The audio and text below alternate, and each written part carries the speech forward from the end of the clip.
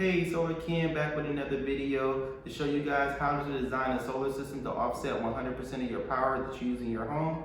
It's super simple. I'm going to show you in 3 simple steps of how to complete this. I'm going to give you everything you need to know so you understand how you can design a solar system for your home without actually having to go to a person like myself, and then by the time you meet somebody like me, you know exactly what you need for your home. So let's jump right into this video.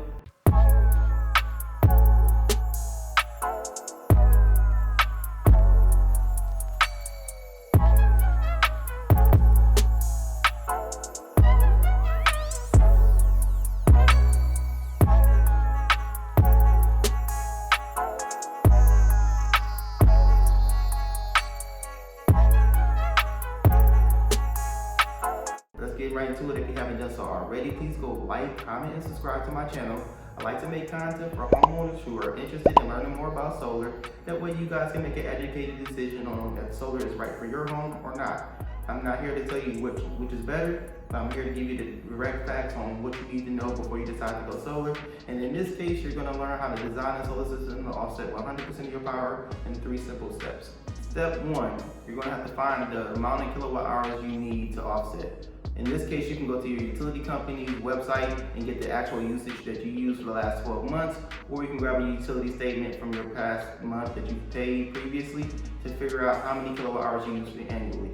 For a home that's about 1,700 to about 2,200 square feet, you're going to use it anywhere between 15,000 to about 18,000 kilowatt hours for the year. Step 2, you're going to want to determine which way the system is going to face. Is it going to face south, southwest, southeast, east, or west? Usually panels are not put on the north side unless it's the last resort because of the less production that you're going to get out of the system. The most production you're going to get out of the system in the northern hemisphere is going to be a south-facing system. So south is best when you decide to go solar.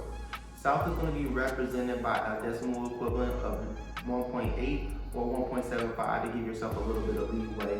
So once you figure out the amount of kilowatt hours you use on an annual basis, then you figure out the direction or orientation of that system that you're going to be facing it. Let's say it's direct south. We're going to use 1.75 as an example, and you're going to get the results once you divide the actual amount of kilowatt hours that you have for the year annually by the direction of the orientation of that system, which is going to be direct south at 1.75. So for example, we're going to use 15,000 kilowatt hours as their total usage for our annual usage, and then we're going to use the 1.75 as the orientation of the system and which way it's going to face. As a result, you're going to get an 8.571.42 watt system, or an 8.57 kilowatt system is what you're going to need to offset 100% of your power for a whole year's worth of usage. Step 3, you're going to want to figure out what size panels you're going to use in your home.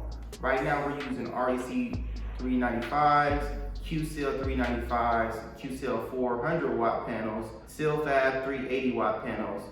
All 3 of these manufacturers are going to be your top premier panels on the market. Most companies are going to be using one of the 3. If you haven't got a quote yet, these are probably going to be the panels that are going to be on your quote. Somewhere around there, we're sitting around at 380 to about 400 watt panels as a standard as of right now. When I first got into the industry, we were using 210 watt panels.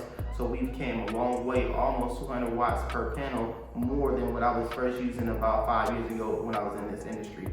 So once you figure out the size of the panel that you're going to use in wattage, then you can figure out how many panels it's going to take to offset the amount of power that you need in your home.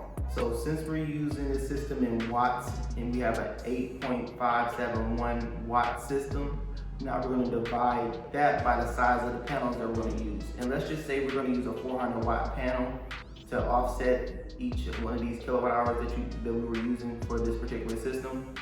We're going to have 22 panels once we divide the 8.571 by 400, which is going to give us an average of 21.42, but we can't have a 0.42 of a panel, so we're just going to round up and give you 22 panels to give you a 102.67 offset. That means I'm offsetting 102% of your power, almost 103% of your power, by using 22 panels at 400 watts per panel. So now that we found out how many panels we need, found out the size of the kilowatt system that we would need to offset, and you know exactly how much you were using as of last year, as a bonus, now we can figure out what you should be priced at, just because I want to give you guys all the facts, so I'm answering all your questions on the front end. Usually the first question that I get when I go into a homeowner's home is, how much is this going to cost me?